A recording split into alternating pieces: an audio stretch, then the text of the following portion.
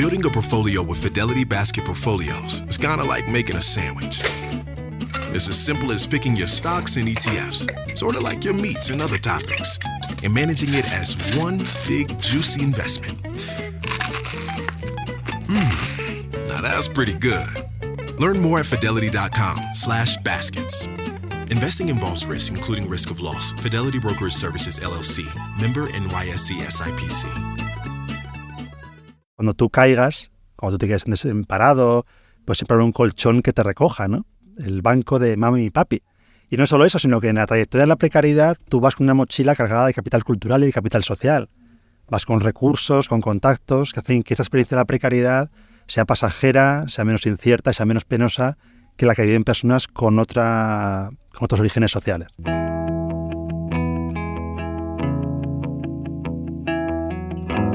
Hola, soy Marta García Ayer y vamos a hacer una pausa, una para entender cuánto nos parecemos y cuánto nos diferenciamos. En concreto, cuánto se parece nuestra cuenta corriente y nuestra nómina a la de los demás. ¿Somos del montón? ¿Somos privilegiados, pobres, ricos o estamos en la media? ¿Y qué es la media? ¿Y la clase media? Pues ahora lo hablamos, pero antes te voy a contar una historia. La historia de un desfile pintoresco en el que hay gigantes y hay enanos, muchos enanos. Es el desfile de los salarios. Imaginemos que la altura de cada habitante de un país fuera proporcional a sus ingresos. Y cuanto más cobras, más alto eres. O cuanto menos cobras, más bajito. Y si el desfile fuera de menor a mayor y ese desfile durase 1 hora, el desfile empezaría con la gente muy, muy bajita. No llegarían ni a 1 metro de altura. El salario mínimo. Poco a poco la altura iría aumentando y para la mitad del desfile la gente ya mediría, digamos, 1,5 metros, un poco más. Unos 1.800 euros, la altura media del país. Son muchísimos los que miden esto, pero al final, cuando faltan solo unos minutos para que acabe el desfile, empiezan a llegar los gigantes, los altos, y son muy altos. No solo los hay de 2 metros, que los hay que miden 50 metros o kilómetros incluso. Como dice César Rendueles en Sociofobia, en este desfile Amancio Ortega tendría hasta problemas para respirar porque sería tan alto que llegaría a la mesosfera. El desfile de los salarios es un desfile que ideó el economista holandés Jan Pen en los 70 para explicar la desigualdad salarial en un país y hacerla visible, porque no siempre somos conscientes de ella. El salario medio en España ronda los 2.000 euros, en bruto, claro. ¿Qué es entonces clase media? ¿Y qué es clase baja y clase alta? Y lo que es más interesante todavía, ¿por qué todo el mundo cree que no es ni muy rico ni muy pobre? Y los ricos creen que son menos ricos de lo que son y los pobres que son menos pobres. Todo el mundo cree estar en lo normal y que lo normal es, curiosamente, lo que se parece a cada uno. Yeah, I mean, I think also we both come from families that work really hard. Both of our parents work really hard. Es Victoria Beckham. Working class. Se asoma por la puerta del salón David Beckham y le dice a su mujer, be honest, di la verdad, ¿en qué coche te iba a recoger tu padre al colegio? Y ella dice, pues en un Rolls Royce, pero nosotros éramos muy working class. Okay, in the 80s my dad had a Rolls Royce. Y Victoria Beckham, la pija de las Spice Girls, también ella cree pertenecer a una clase más humilde de la que realmente es, sobre todo si vemos a lo largo del documental, se ve claramente la mansión, claro, en la que viven los Beckham. Sí, en este caso probablemente porque en Reino Unido la clase trabajadora es como el horizonte de referencia para mucha gente, ¿no? Al contrario que en España, quizás la clase media o la aspiración a ser clase media funciona como ese referente, ¿no? Es un punto de partida interesante para entender que las clases también adoptan una forma cultural que varía de país a país, ¿no? O sea que si tuviéramos a Victoria Beckham o a David Beckham en este experimento que tú sueles hacer en tu clase de sociología, ¿crees que también levantarían la mano en el momento equivocado? Bueno, probablemente dirían que son clase media. Y a lo mejor así tus alumnos entendían mejor dónde está la paradoja esta que les tratas de enseñar en el experimento del que ahora vamos a hablar. El experimento iba más dirigido a ver su posición concreta, digamos, o las discrepancias entre su posición, la posición del resto de la sociedad y sus percepciones. Y el objetivo, sobre todo, del ejercicio era simplificar o hacer accesible el tema de la desigualdad. Este experimento que haces en clase y llegaste a hacer con 600 alumnos, el espejo de la desigualdad, es un experimento que se ha hecho famoso. Jorge, me levantas la ceja y te da como vergüenza, pero es verdad. Hablamos con Jorge Sola, que es profesor de la Facultad de Ciencias Políticas y Sociología de la Universidad Complutense de Madrid, y junto con otros profesores de la facultad hiciste un experimento que, insisto, se ha hecho famoso. De hecho, a lo mejor alguno de los oyentes de Pausa lo conoce porque Héctor García Barnés sacó un artículo en El Confidencial, y después de salir en El Confidencial, Jorge, pues uno ya es famoso. Sí, no llega hasta el punto de que me reconozcan por la calle, pero...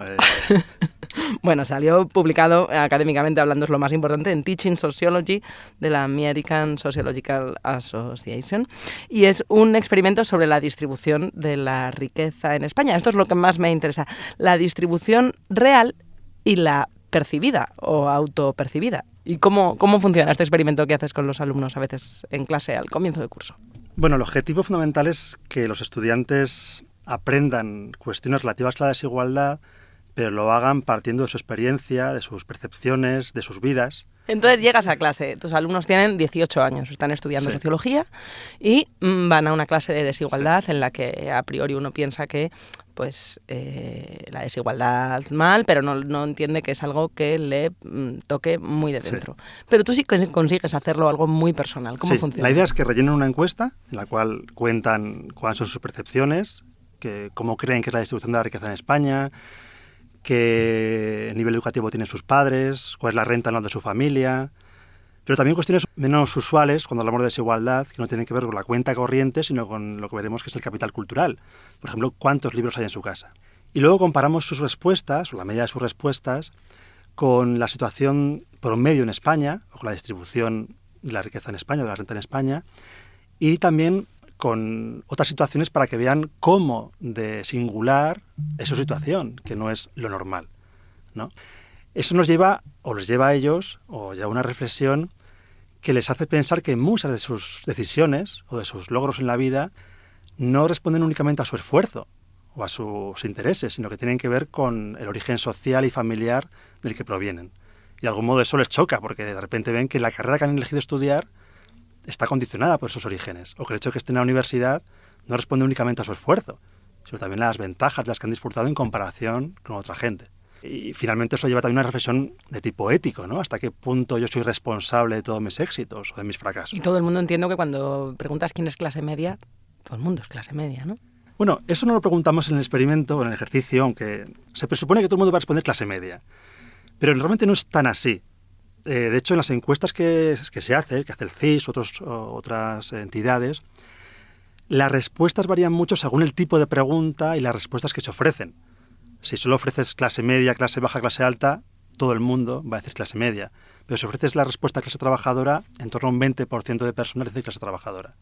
Hay, según el CIS, un 12 y pico % de los españoles que se identifican como clase baja o pobre, y sin embargo el riesgo de pobreza alcanza el 26%, es decir, es el doble del que se reconoce como tal. ¿No sabemos identificar qué es pobreza ni aun siendo pobres? No sabemos identificarla, en parte porque identificamos la pobreza de forma instintiva con el sinhogarismo. No, alguien es pobre cuando no tiene un hogar. Y de hecho, cuando un consejero de un gobierno regional dijo yo no veo pobres por la calle, estaba diciendo algo que en realidad nos ocurre a todos. No vemos pobres por la calle. Le dice, no, en Madrid hay 3 millones de pobres. Y pues, ¿por dónde estarán? Entonces, la definición oficial de pobreza como aquellas personas cuya renta está por debajo del 60 o el 40% de la mediana de la renta, es una definición un poco artificial que nadie capta a la primera. Y en torno al 20% cae dentro de esa definición, ¿no? Pero ni siquiera esas personas dicen somos pobres. Por eso muchas veces los discursos políticos que apelan a la pobreza o a la vulnerabilidad no tienen eco porque nadie se siente identificado o muy poca gente se siente identificada con esa situación. Claro, que el pobre no quiera ser identificado como pobre, nos lo contaba, hicimos un episodio la temporada pasada precisamente hablando con Save the Children de lo invisible que es la pobreza en España. Y puede ser también una cuestión de orgullo, de oye, pues esa cosa de querer ser como los demás y aspirar a ello. Pero es curioso que el rico tampoco se identifique como rico, ¿no? Que la clase alta también se quite importancia y quiere ser también bien, pues clase media, pues media bien, ¿no? Pero Sí. el rico tampoco quiere ser rico, porque es más intuitivo pensar que el pobre no quiere ser pobre, pero el rico... Sí, bueno, no quiere ser o no cree serlo, ¿no? Cree que, como decía en la película esta de Selfie, que él es lo normal, ¿no? Aquí tenemos un cuarto lleno de lavadoras y aquí hay uno pequeñito para que se puedan cambiar... Uy, Claudia, perdona, que no sabía que estás... Y bueno, esta es la piscina, ¿vale? Mi padre no tiene más dinero que la gente normal. Mi padre estudió Derecho, se casó con mi madre, luego entró en política, se hizo ministro y ya está. Lo normal. Eso tiene una explicación, que es que nuestra imagen del mundo se proyecta a partir de nuestro grupo de referencia, con lo cual si todos nuestros amigos comparten nuestra posición económica, creemos que, bueno, estamos bien, pero no somos ricos o ultra ricos, ¿no? De modo que, tal y como nos formamos nuestras creencias sobre el mundo, tendemos, digamos, a situarnos en el centro, ¿no? A pensar que nuestros amigos, nuestra familia, es el punto de referencia sobre el cual construimos nuestra visión del mundo.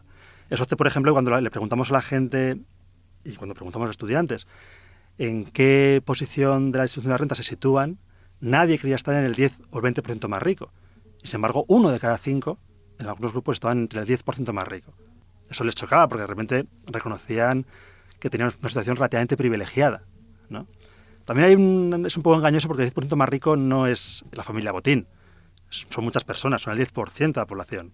Son casi medio millón de personas en España. En ese desfile de los gigantes y los bajitos, Claro, ¿cuántos gigantes serían habría? los que pasan en los últimos 6 minutos. Son bastantes. Al principio no son muy altos. Los altos realmente es el 1%, ¿no? El que pasa en los últimos 60 segundos, ¿no? Y ahora el que nos está escuchando y dice, no, pues claro, los ricos no sabrán que son ricos, pero yo sí sé que soy clase media. ¿Cuáles son las franjas salariales para que uno pueda hacerse el test de pausa y saber a qué clase social pertenece? Si nuestro oyente vive en una familia, tiene una pareja, tiene 2 peques, y entre su pareja y él o ella ingresan, ya sea por salarios o por otros conceptos, al año 63.000 euros netos, estarían en el 10% más rico. ¿El 10% más rico Si de los si nuestro españoles? oyente es una persona que vive solo o sola, Espera, Jorge, me he quedado en los 60.000. Si un hogar que ingresa 60.000 euros, pero puede ser con un sueldo o 2 sueldos. 63.000 con 2 sueldos, sí. 2 sueldos, pues 2 personas que cobran 30 y pico mil después de impuestos, con 2 niños, unos ingresos de 60.000, ya estás entre el ¿qué más rico? Entre el 10% más rico. 10% más rico. Y si vives sola, eres una persona que no tiene pareja o no vive con su pareja, y cobras o ingresas, mejor dicho, 30.000 euros al año netos, también estás en ese 10% más rico. Si tienes un sueldo de 30.000 euros y no tienes personas a tu cargo, ¿no? Eso es.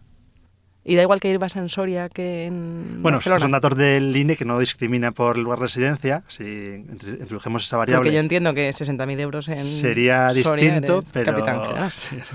Pero claro, insisto en que el 10% la gente tiende a imaginar El a un señor 10%. con chistera, pero el 10% son muchas personas, es 1 de cada 10, ¿no?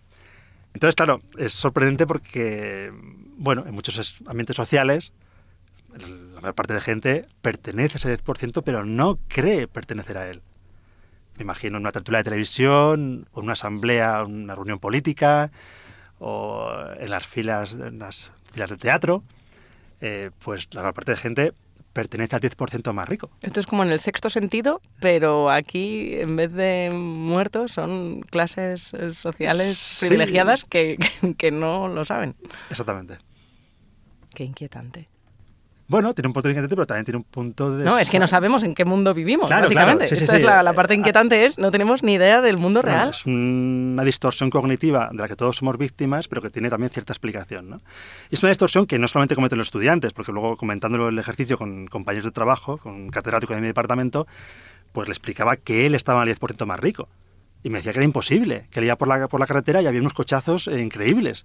Pues claro, no se paraba a pensar que no todo el mundo va por la A6 en coche a trabajar, ¿no? Sino que pueden ir cercanías o que no pueden no tener coche o lo que sea, ¿no? Y son un catedrático de sociología también. Sí. Vale, pues si los catedráticos de sociología tienen una distorsión en la percepción de la riqueza que no va a tener el chavalito de 18 años. Pero lo poco conscientes de lo desigual que es nuestra sociedad es un problema a la hora, en términos prácticos.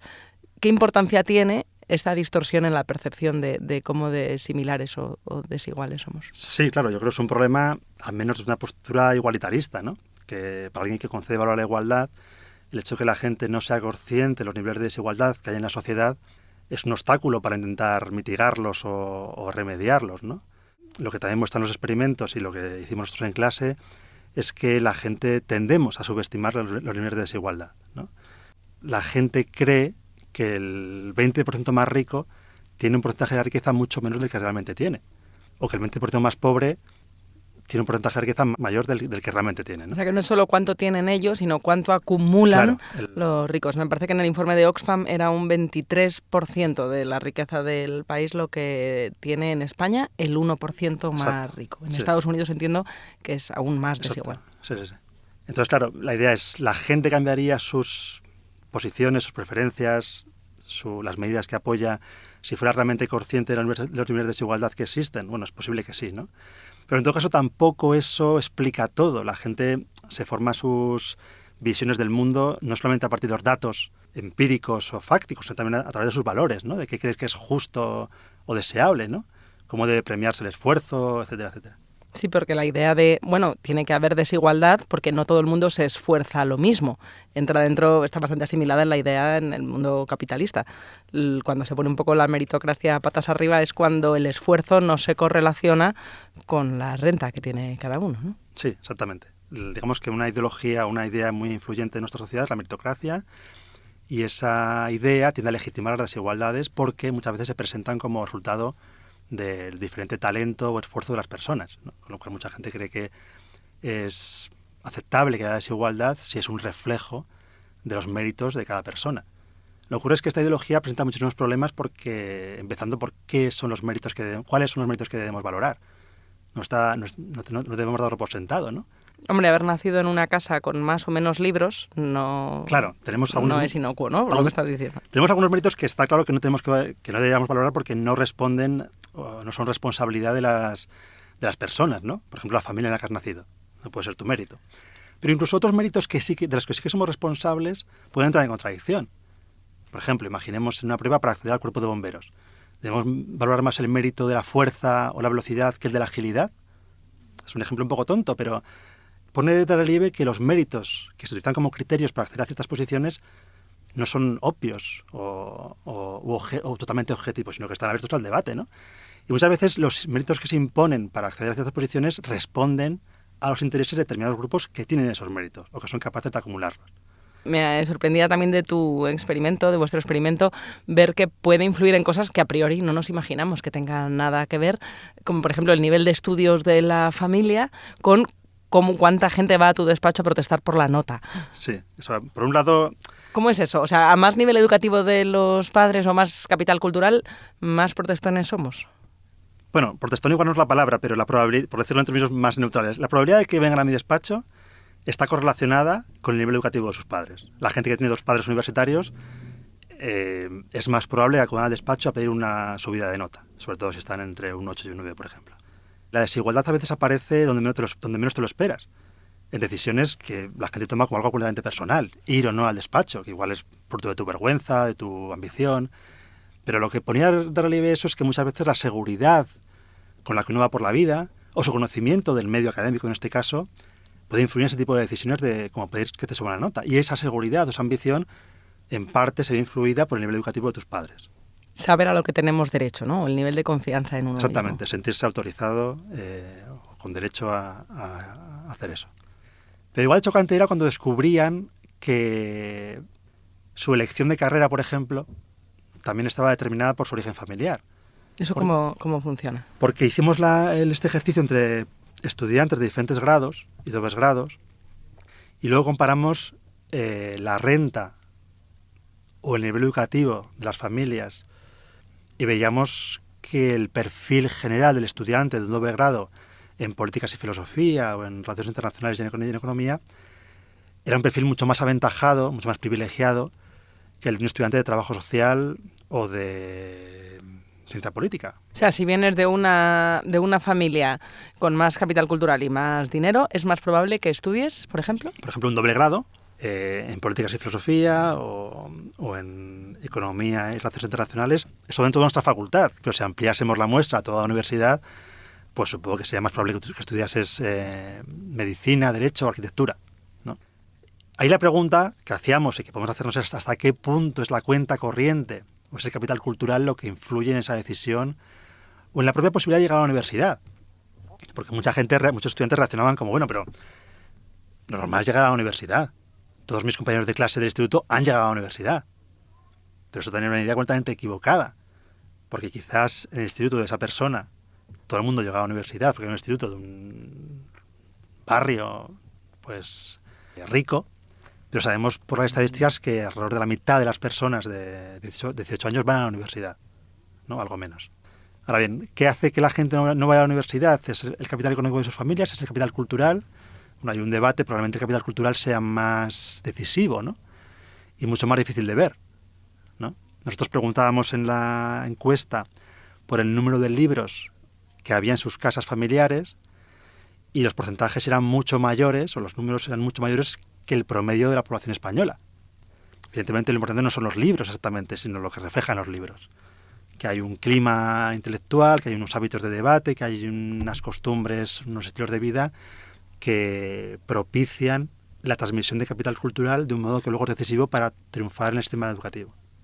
Fíjate, hay un dato que me ha llamado la atención, que es que en el fondo, en España, la desigualdad no es ahora mismo un asunto de debate que nos esté preocupando mucho en los medios y, sin embargo, España es uno de los países con una mayor tasa de desigualdad media de toda la Unión Europea. Solo estamos por detrás de Bulgaria, de Lituania, de Letonia y Rumanía, que no son países que tengan una historia muy similar a la nuestra. ¿Por qué la desigualdad media no preocupa y no parece que preocupe en el debate público con un gobierno progresista? Bueno, yo no todo tan claro, al menos comparando con el pasado, digamos, creo que la desigualdad sí que se ha abierto paso y ha ocupado un lugar en la agenda política. No el lugar que merece, pero si lo comparamos con hace 15 años, por ejemplo, con los felices 90, a los que dedicasteis un programa, pues la desigualdad es un tema de debate que no lo era antes, ¿no? O que no era con tanta presencia.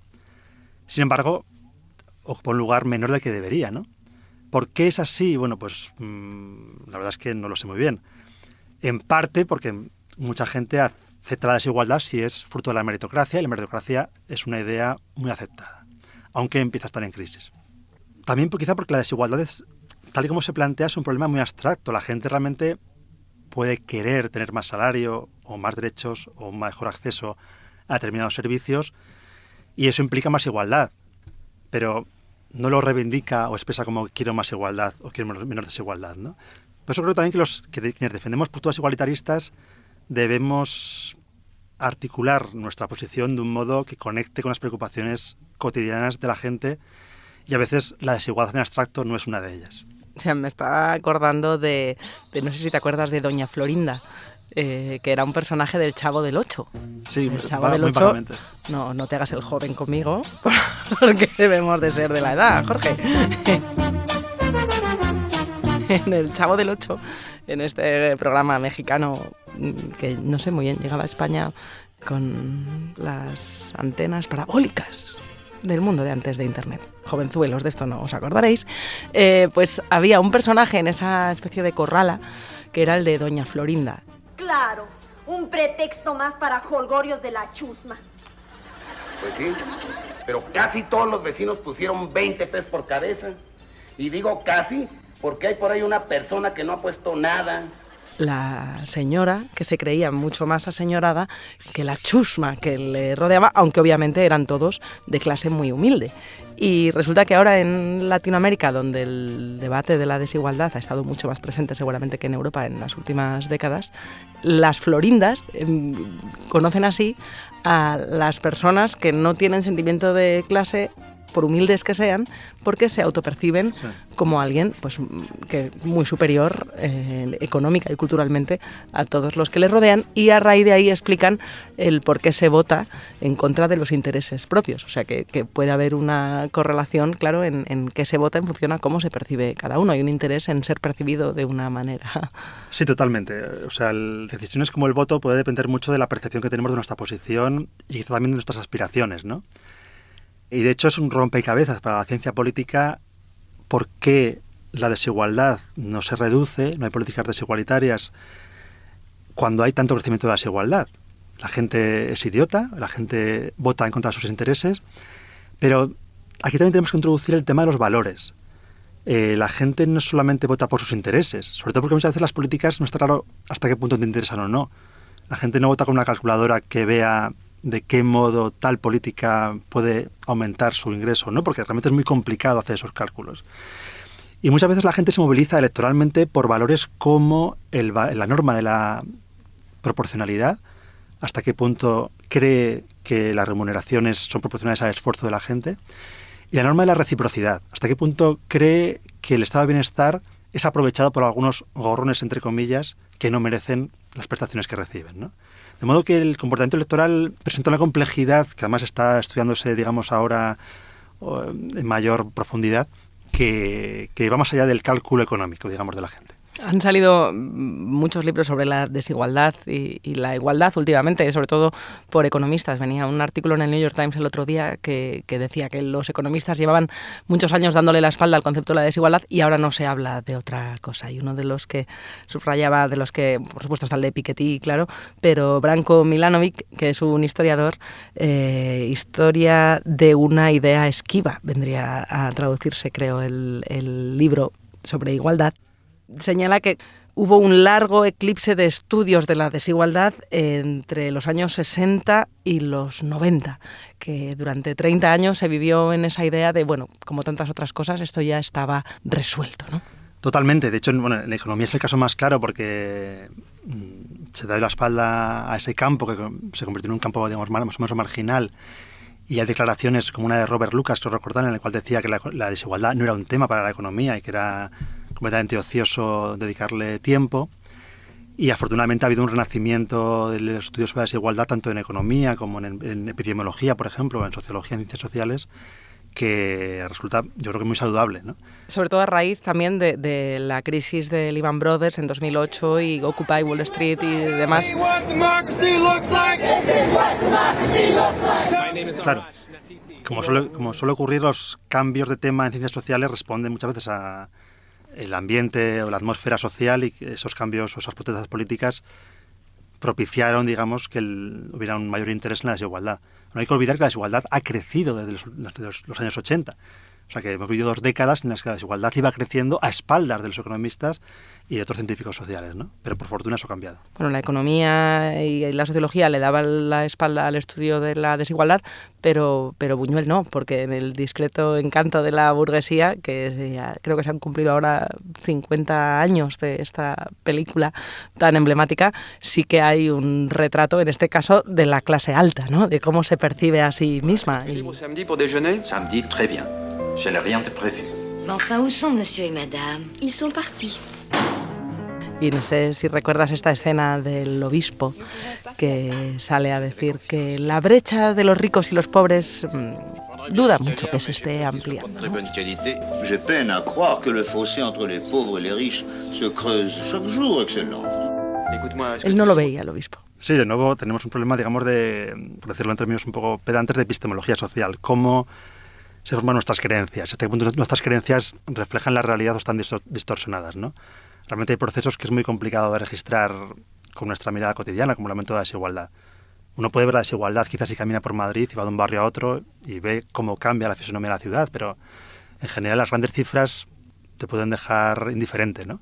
Este ejercicio que hace a veces el intermedio de barrio rico, barrio pobre, tú también lo utilizas en clase, ¿verdad? Sí, claro, es muy efectivo porque entrevista a gente de diferentes barrios con diferentes orígenes sociales y muestra discursos que chirrían, ¿no? Uno que utilizo en clase habitualmente es una joven del barrio de Salamanca que lamenta que la gente es muy comodona y debido a que no se esfuerzan cuando son jóvenes, se apoltronan, pues luego no cobran el dinero que querrían, ¿no? Claro, es que también uno cuando es joven gana menos y luego el progreso vas progresando y vas ganando más. Si llegas a los 50 y tienes un sueldo bajo, porque a lo mejor no te lo has montado bien de joven y no te has esforzado lo suficiente para llegar a ese buen trabajo con ese buenos beneficios y todo eso. Pero la gente, claro, a los 30 todo el día sin hacer nada, tal, no puede ser. Y lo curioso aquí es que entre las clases altas se tiende a reaccionar de un modo incómodo porque sienten que esas personas sí que se han esforzado para lograr su trabajo, su empleo. Y realmente tienen razón, se han esforzado bastante, mucho, bastante. El problema no es que no se hayan esforzado, sino que otras personas con otros orígenes también se han esforzado, pero no han logrado los mismos resultados, ¿no? Entonces eso sugiere que el esfuerzo no es la clave que explique los diferentes resultados en la carrera social, sino otro tipo de cuestiones. Es eso que el personaje que hace Javier Bardem en Los lunes al sol, Santa, si no recuerdo mal, ejemplificaba en aquella revisión de la parábola de la cigarra y la hormiga, ¿no? La cigarra llamó a la puerta de la hormiga, que le dijo: cigarrita, cigarrita, si hubieras trabajado como yo, ahora no pasarías hambre y frío. Y no le abrió la puerta. ¿Quién ha escrito esto? Porque esto no es así. Esto no es así. La hormiga esta es una hija de la gran puta y una especuladora. Y además, aquí lo que no dice es por qué unos nacen cigarra y otros hormiga. Porque si naces cigarra estás jodido. Y eso aquí no lo pone. ¿Eh? Eso aquí no lo pone. O sea, Santa se indigna con la parábola y le dice al niño que es mentira. ¿Qué culpa tiene la cigarra de haber nacido? Claro. La cuestión es que partimos, digamos, de situaciones que además se van amplificando en nuestra trayectoria, que escapan de nuestro control, ¿no? Desde el momento en el que nacemos, incluso antes, ¿no? ¿Y no está habiendo un cambio en la percepción, también en la identificación de la clase social con el trabajo? ¿Hasta qué punto el trabajo define nuestra identidad? También porque ahora, es mucho más fácil, el que quiera salir de su burbuja tiene muchos más elementos donde ver otras maneras de ser. No hace falta ir al cine a ver a Buñuel. Quiero decir que con TikTok, con las redes, estamos mucho más cerca de otras formas y otros estatus. Bueno, yo no lo tengo tan claro que la proliferación de plataformas, redes, formatos nos expongan a otro tipo de realidades, otro tipo de burbujas, digamos, y nos amplíen nuestra mirada, digamos. ¿Retroalimenta más nuestra propia burbuja, tú crees? Bueno, puede hacerlo, pero sobre todo porque muchas veces en los productos culturales se reflejan algunas realidades y se ocultan otras, ¿no?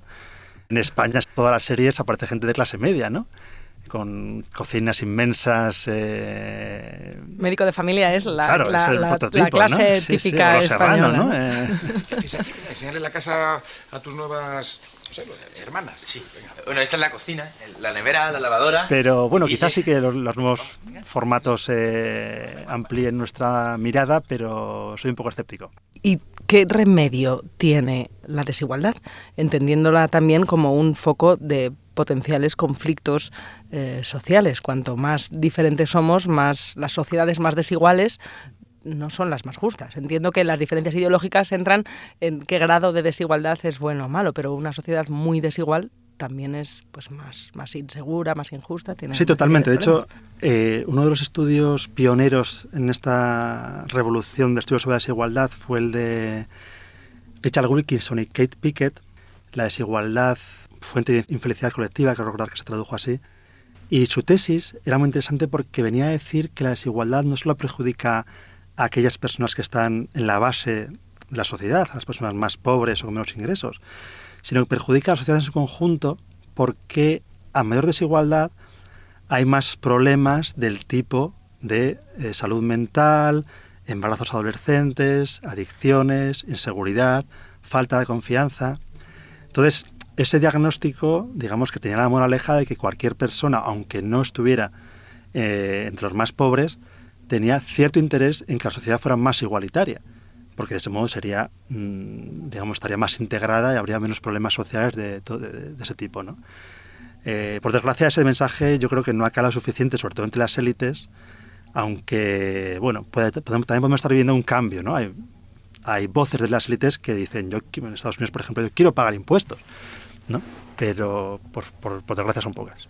Bueno, pero está también las sociedades, no sé cómo medís esto, se correlaciona con la inseguridad, porque es más frecuente imaginarlo en Latinoamérica, donde están los hoteles de 5 estrellas con vistas a las favelas, ¿no? Y ahí la seguridad en el interés de los ricos, si no es por justicia social, también es por poder salir a la calle con el reloj puesto sin que alguien te vaya a atracar. Esto es también un factor en el interés colectivo. Totalmente. Lo que ocurre es que a medida que crece la desigualdad, también crece la falta de empatía con otro tipo de situaciones sociales que viven otras personas. De modo que las condiciones para políticas igualitarias se ven resquebrajadas, porque uno no se piensa como miembro de una comunidad global, sino como parte de un grupo que poco tiene que ver con la chusma a la que ve desde su balcón o al otro lado de la carretera, ¿no? Entonces, un problema de la desigualdad es que rompe las sociedades y que elimina, digamos, la solidaridad que debería hacer de argamasa de la sociedad, ¿no? Que cada uno vaya a lo suyo y no se piense parte de un todo que comparte con los demás, ¿no? Y de hecho esas son las razones por las que yo creo que la desigualdad es mala, porque dejamos de ver al resto de las personas con las que convivimos como iguales. Y luego la sensación de, si yo no llego a fin de mes, ¿cómo lo van a hacer los demás? Claro. Es una sensación bastante incómoda, ¿no? Muy incómoda. Sí. Pero más incómodo será el que está cobrando la mitad. Por supuesto, sí.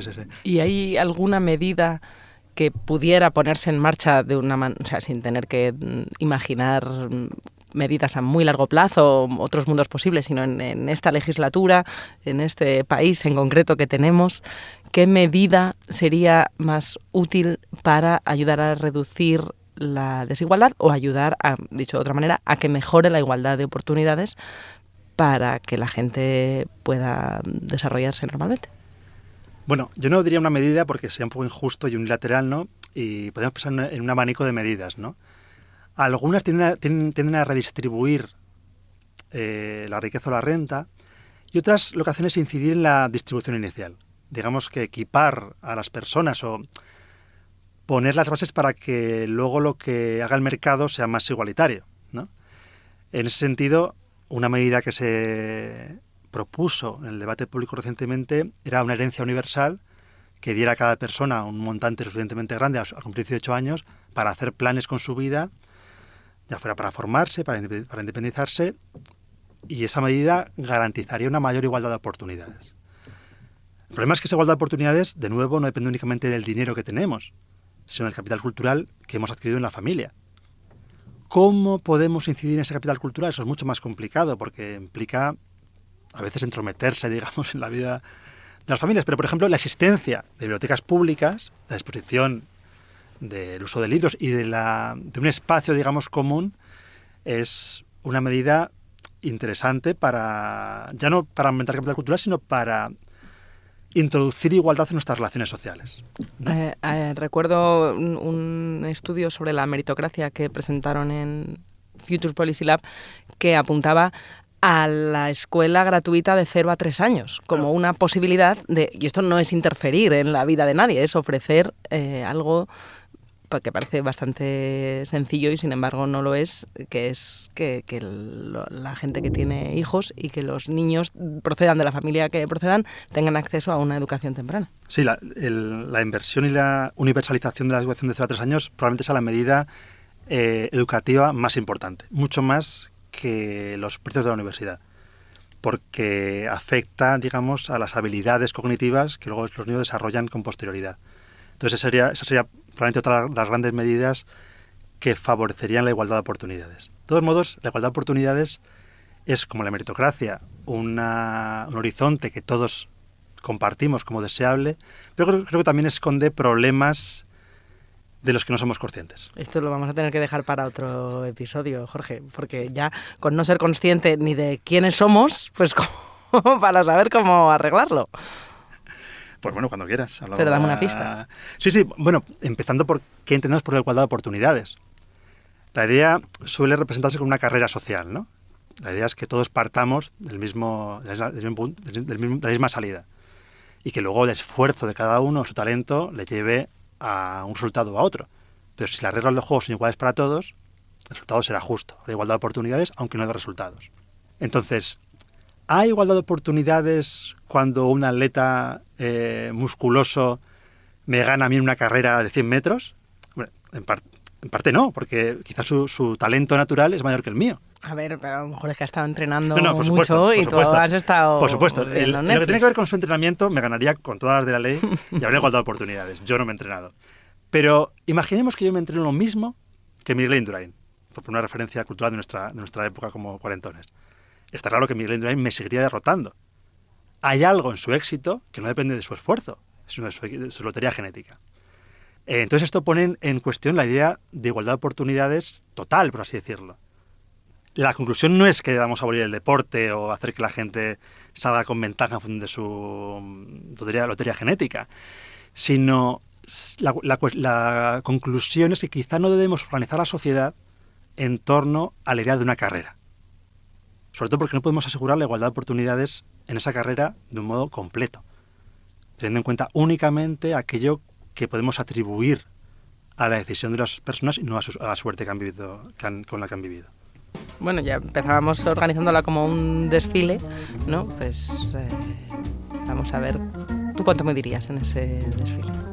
Bueno, en realidad ese desfile, seríamos relativamente altos, aunque estemos cerca de los deciles superiores de la de la renta, porque hasta el último minuto no llegan los gigantes. Nosotros no somos gigantes, yo me diría algo más de 2 metros, muy poco. Sería un jugador de la NBA, pero nada que ver con la altura de Florentino Pérez. Llegaríamos a la mesosfera, ¿no? No, de hecho, claro, la gracia de esa imagen es que si uno imagina los zapatos de los gigantes, son más altos que nosotros, ¿no? Y se imagina que empezamos a convivir en una sociedad, nos pisarían sin darse cuenta. Y probablemente eso será algo que ocurra con la desigualdad y su efecto en la política, ¿no? Que muchas veces nos pisan sin que nos demos cuenta. A ver si después de escuchar Pausa tenemos que ir mirando para arriba por lo que nos podamos encontrar. Muchísimas gracias, Jorge, por este rato. A vosotras, muchísimas gracias. Un placer tenerte por aquí. Un placer también para mí.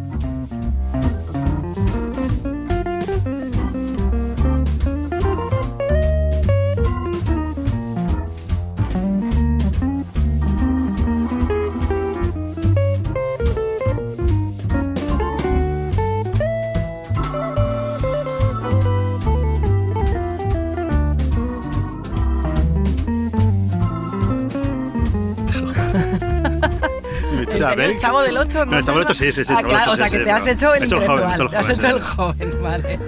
Te has intentado hacer el joven y luego ya me has llamado a mí cuarentona. Lo hiciste bien con cuarentañero y luego ¿cómo se nos ha torcido esto? Pausa, el podcast del Confidencial, presentado y dirigido por Marta García Ayer, ¿Has dicho cuarentañera? con la realización y el diseño sonoro de Ana Schultz, la documentación de Andrés Moraleda y la coordinación de Antonio Martín. Ya, pero habla por ti.